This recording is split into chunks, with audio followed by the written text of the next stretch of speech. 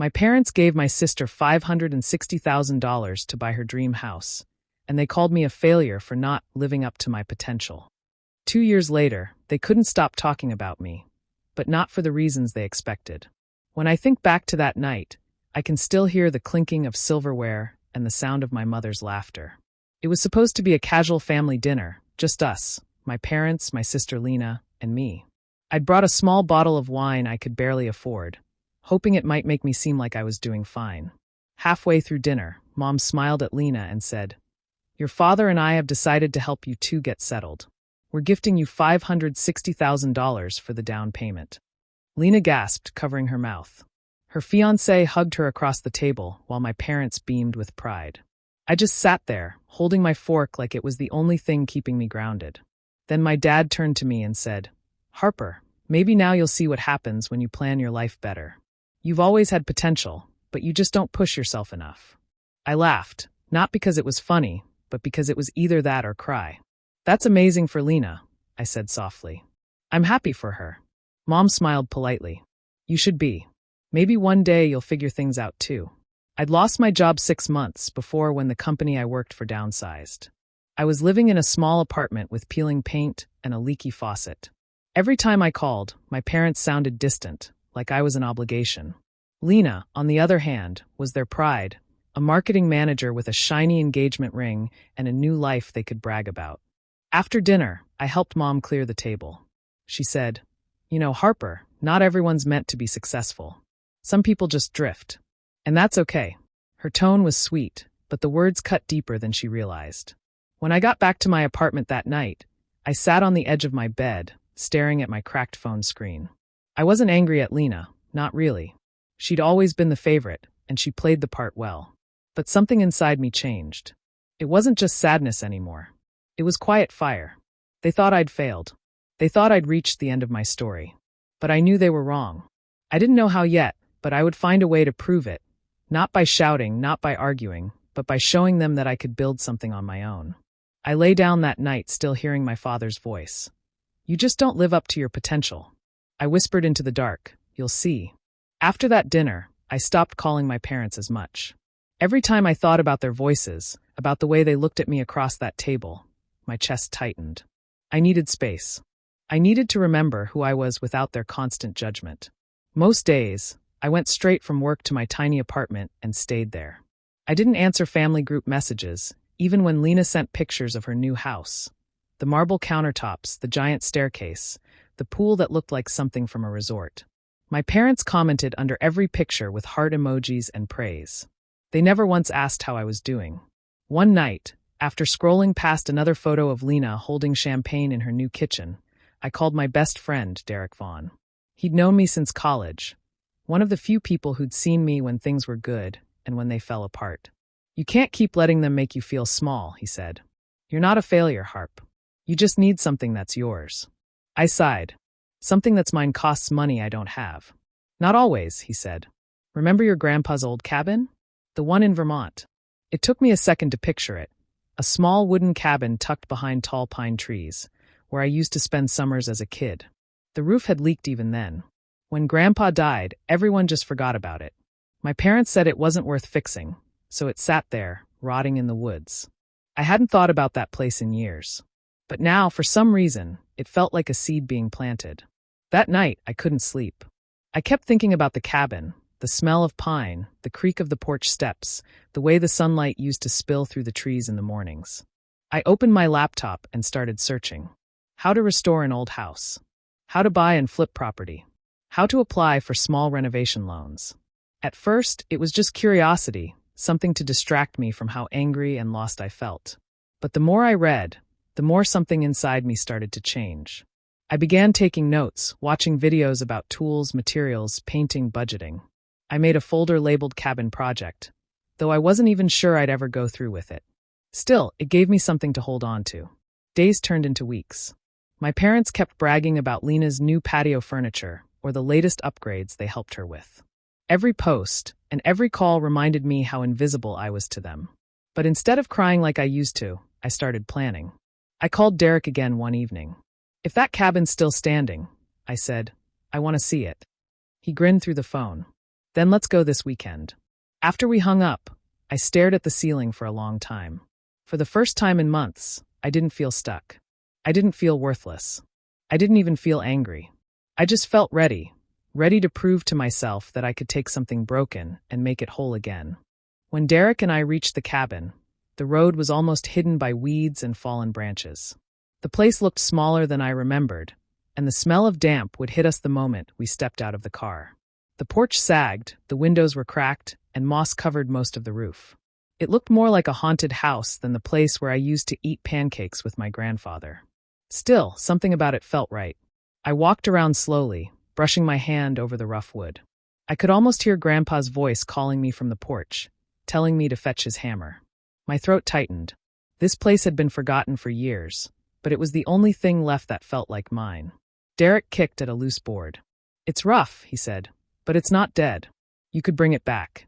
I looked at him. "You think I can?" He smiled. "I know you can. You just have to start." Inside, the air was thick with dust and mold. The floor creaked with every step. Old furniture sat covered in cobwebs, and a bird had built a nest in one of the corners.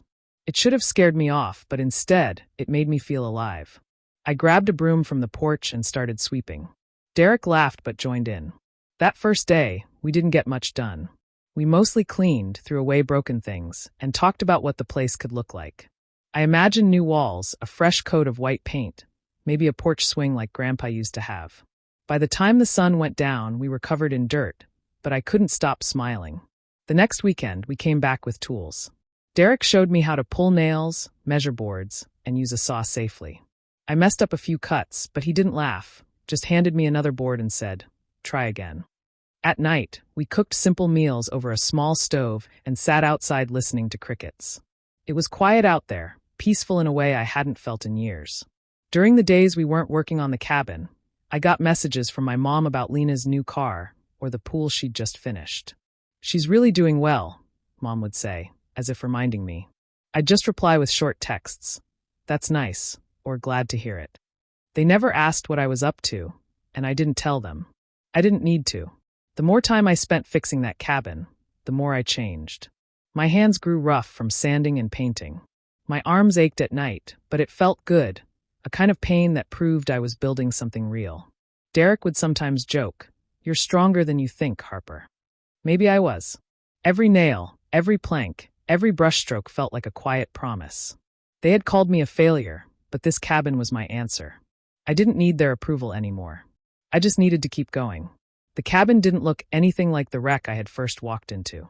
The walls were smooth and bright, the floors shined with new polish, and the air smelled like fresh pine and paint instead of mold. It had taken me months of long days and sore hands to get it there, but one morning I stepped back and realized it was finally done. The place that used to feel forgotten now looked warm, alive, and ready for someone new to love it. Derek stood beside me on the porch, holding 2 mugs of coffee.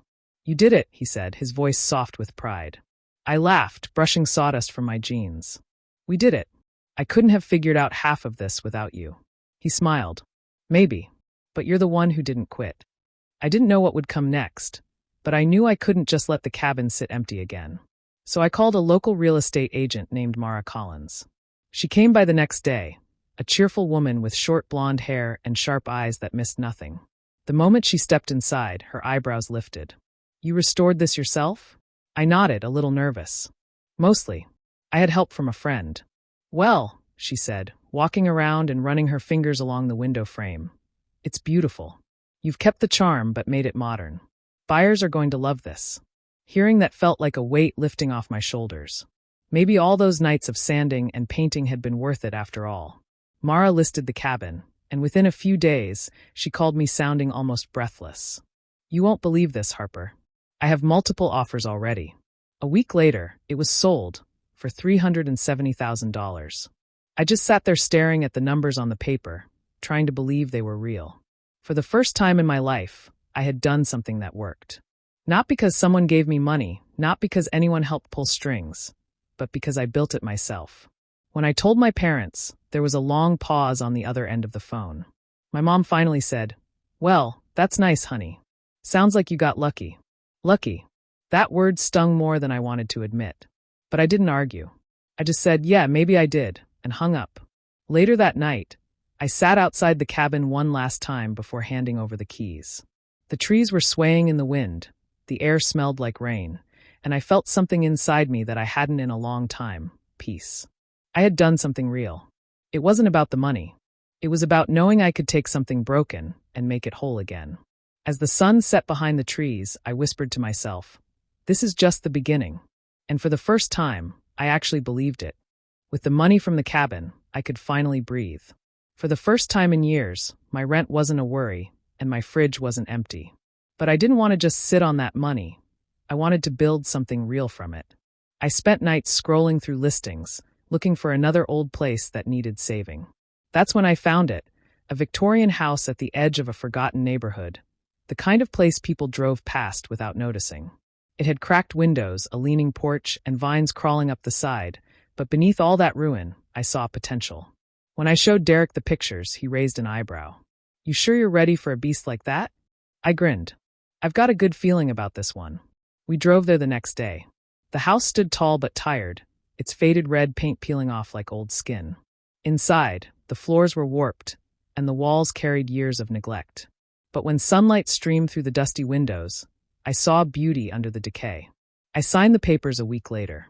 Once it was mine, I threw myself into learning everything I could. I watched tutorials about restoring historic homes, read about budgeting and negotiating with contractors, and made friends with workers at hardware stores who offered advice. My notebook filled with sketches and numbers. Every small decision, from the color of the doors to the cost of a new roof, became a lesson. Derek was there almost every day. He helped with the heavy lifting, but more than that, he kept me sane. We'd argue about paint colors, tease each other about our terrible lunches, and laugh until our stomachs hurt when something went wrong, which happened a lot. One evening, after fixing a broken step, we sat on the porch as the sun went down. The air was warm and quiet. Derek looked at me and said, "You know, you've got a real gift for this. You see beauty where most people see garbage." I looked at him, a little shy.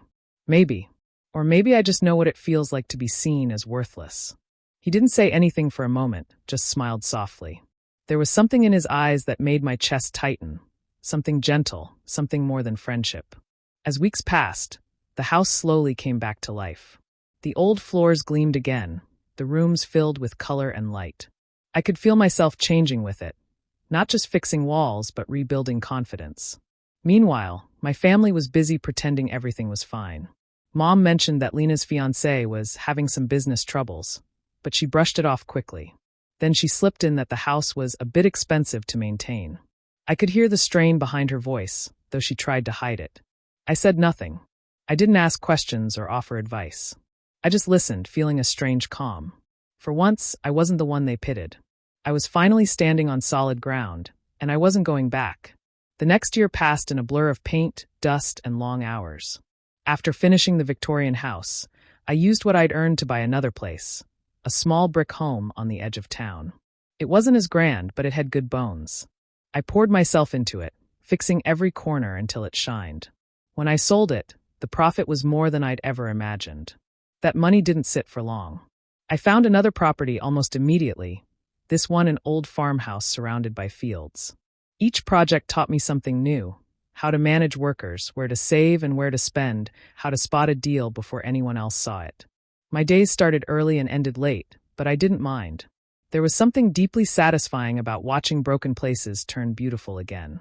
Derek stayed by my side through it all. He helped when he could, cheered when things went well, and listened when I doubted myself. Sometimes, when we were driving between job sites, he'd glance at me and say, "You do realize you're killing it, right?" I'd laugh, shaking my head. "I'm just working." But deep down, I knew things were changing fast. By the end of the year, I had more money in my account than I'd ever dreamed of. I wasn't just surviving anymore, I was thriving. Quietly, without telling anyone, I had become a millionaire. I didn't buy fancy clothes or show it off online. I still lived in a simple apartment, still drove my old car. But inside, something felt different. I didn't need anyone's approval now, least of all my parents. They didn't know about any of it.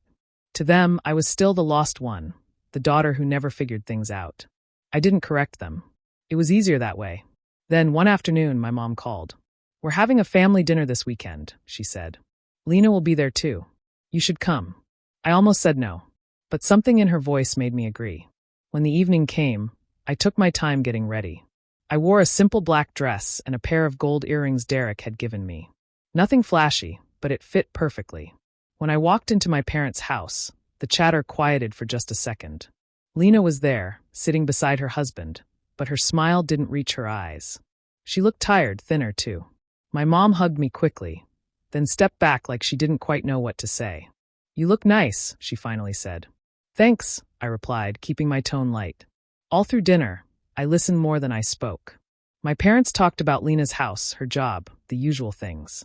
I smiled, nodded, and asked polite questions. I didn't mention work or money or anything about my projects. Still, I could feel Lena watching me. There was a flicker in her expression, confusion, maybe even envy. She didn't know what had changed, but she could sense it. And for once, I didn't need to explain a thing. It started with a phone call late one evening. My mom's voice sounded shaky, the kind of voice she used when she was trying to sound calm but couldn't.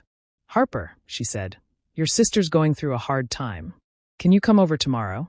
I hesitated before agreeing. When I arrived, the house felt tense. Lena sat at the kitchen table, her eyes red and puffy. Papers were spread everywhere, bank letters, bills, and something that looked like a foreclosure notice. My father stood near the window, rubbing his forehead. No one spoke at first. Finally, my mom sighed. "Her husband left," she said softly. "He took his things last week and drained their joint account. Lena hasn't been able to make the mortgage payments. The bank is threatening to take the house." I looked at Lena. She kept her eyes down, staring at her hands. The girl who once bragged about her perfect life now looked small and lost. I felt a twist in my chest, a mix of pity and something colder.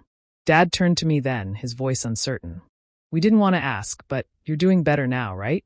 Maybe you could help, just until things stabilize." I could hardly believe what I was hearing. These were the same people who once told me I wasn't ambitious enough, the same ones who gave Lena $500,000 and told me I'd never get ahead. And now they were standing there, asking me for help. I didn't speak right away. The room was quiet except for the ticking of the wall clock. My mom tried to smile, her voice soft and careful. "You've always had such a kind heart, Harper. We wouldn't ask if we had another choice." Her words felt rehearsed, almost desperate. I could see the worry in their eyes, the fear of losing the house they'd bragged about to everyone they knew. Lena finally looked up. "I didn't mean for things to get this bad," she said. "He promised he'd handle the payments, and I trusted him. Now everything's falling apart." Her voice cracked on the last word. Part of me wanted to comfort her, to tell her everything would be okay. But another part remembered every time they'd made me feel less than her. Every time I'd sat at family dinners pretending their words didn't hurt. I took a slow breath. "What exactly are you asking me to do?" I asked quietly. Dad cleared his throat. "We were hoping you could cover the missed payments. Just a loan. We'll pay you back once we sell some assets." I almost laughed, but I didn't. Instead, I just nodded, pretending to think about it. Inside, my heart was torn in two directions. One half angry and satisfied, the other soft and aching. As I left that evening, Lena called after me, her voice trembling. "Please, Harper, you're the only one who can help." I didn't answer. I just walked out into the cool night air, my mind full of noise. For years, I'd been the disappointment. Now, I held their lifeline in my hands, and I didn't know whether to save them or finally let them feel what it was like to lose everything. A few weeks later, I heard that Lena's house had officially gone into foreclosure. I wasn't surprised. The payments had piled up, and the bank wasn't going to wait forever. Still, hearing it out loud made my stomach tighten. My parents called that night, both sounding worn out. "The bank's taking it," my dad said quietly. "They're putting it on the market next week. We're trying to figure something out, but time's running out." My mom added quickly, "If only we could buy it back ourselves. We just don't have the funds right now." I listened without saying much. They didn't ask if I could help again, but I could hear the hope in their silence. I told them I'd look into it, though I didn't say how. The next morning, I called Mara Collins, the real estate agent who had helped me sell the cabin. "I want to buy a foreclosed property," I said. "But I'd rather not have my name on it just yet." She asked for the address, and when I told her, there was a short pause. "That's your sister's place, isn't it?" "Yes," I said calmly. "But let's keep that between us." Through my company, we placed an offer slightly above the market price. It was a fair deal, enough that the bank accepted it right away. The paperwork moved quickly, and within 2 weeks, the house was mine. I didn't tell a soul. A few days later, my mom called again. "The house sold," she said sadly. "Someone snatched it up already. Poor Lena. I can't believe this is happening." I just murmured something soft and let her talk. 2 days after the sale closed, I drove out to the house. The yard was overgrown, the pool empty, the place that once symbolized perfection now quiet and hollow. I stood there for a long time, remembering the night at that family dinner table when my parents called me a failure. It felt like another lifetime. When I went back to my car, my phone rang. It was my mother. Her voice was sharp, almost trembling. "Was it you?" she asked. "Did you buy the house?" I didn't answer right away. She must have found out from the bank records, or maybe through someone in town. "Harper," she said again, her voice cracking. "How could you do that? You knew how much this meant to Lena." I finally spoke, my tone calm. "I didn't take anything from her, Mom. I bought a property that was on the market. That's how real estate works." She went quiet for a long moment, and then I heard her start to cry. "We were only trying to help her. You didn't have to." I cut her off gently. "You told me I didn't live up to my potential," I said. "Maybe this is what you meant." There was silence after that, except for her soft sobs. I didn't feel proud or cruel, just certain. For years, they had treated me like I was less than. Now, without raising my voice, I had shown them exactly who I had become. It didn't take long for the news to spread. In a small town, stories travel faster than cars on the main road. People started whispering about how Harper Ellis, the quiet one, had made it big. Everyone knew I was buying and selling houses now, but when they found out I'd bought the very house my parents had once given to Lena, that became the talk of every coffee shop and grocery line. At first, I tried to ignore it, but everywhere I went, someone seemed to mention it. "I heard you're quite the businesswoman now," an old neighbor said. "Didn't that used to be your sister's place?" I would just smile politely and change the subject. I didn't owe anyone an explanation. My parents, however, couldn't avoid the gossip. My mom stopped showing up to her church group for a while. My dad became quieter on the phone. When I finally visited them one Sunday, the air in their living room felt heavy. Mom sat on the couch with her hands folded, her eyes red. Dad barely looked at me. "You embarrassed us," Mom said finally, her voice shaking. "People think you bought that house to get back at us." I kept my tone calm. "I didn't do it to embarrass you. I did it because it was a smart investment. That's all." Dad leaned forward, his face pale. "You knew what that house meant to this family. You could have bought anything else." I looked him straight in the eye. "Maybe. But that's the difference between me and you. You gave things away to prove love. I build things to earn it." The words hung in the air, sharp and cold. Mom looked like she wanted to cry, but I didn't feel sorry. Not this time. A few days later, Lena called. Her voice was softer than I'd heard in years. "I don't blame you," she said quietly. "You did what you had to do. I just wish things hadn't turned out like this." I didn't know how to answer at first. There had been a time when I would have done anything to make peace, to fix things between us. But that time had passed. "I don't hate you, Lena," I said finally. "But I can't forget how everyone treated me. You all made me feel like I was nothing. I'm done living like that." She sniffled. "So what now?" I took a deep breath. "It's simple. You can be part of my life if you can respect me. If not, then stay away. I've worked too hard to go backward." There was a long silence before she whispered, "Okay," and hung up. When the call ended, I felt a strange peace. I hadn't shouted or sought revenge in anger. I had simply taken back my place. The truth was, I didn't need them to see my worth anymore. The world already had. 2 years passed since that dinner that had once broken me apart. Life looked completely different now. I stood on the balcony of a big white house that I had bought and restored myself. The floors inside were smooth oak, the walls clean and bright, and the air smelled like new beginnings. This wasn't just a house. It was proof that I had built something real from nothing. The sign outside read Ellis Restorations, the name of my own company. I had a small but strong team who helped me buy old, broken houses and turn them into homes again. Every project still filled me with the same excitement I felt when I worked on my grandfather's cabin. But now it was my career, my future, and my peace. Derek was still part of my life, more than ever. He handled the business side when I got lost in the creative work. We didn't rush anything between us, but there was a quiet closeness there, something steady that didn't need words. We worked hard, laughed often, and built something that felt lasting.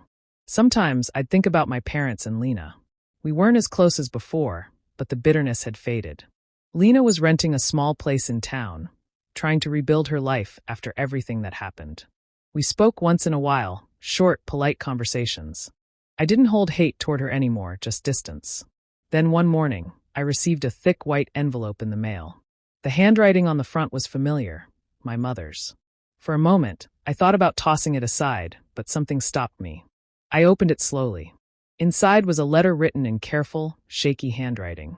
It wasn't filled with excuses or fake sweetness. It was a real apology. She wrote about how wrong they had been to judge me, how they had mistaken success for wealth and pride for love.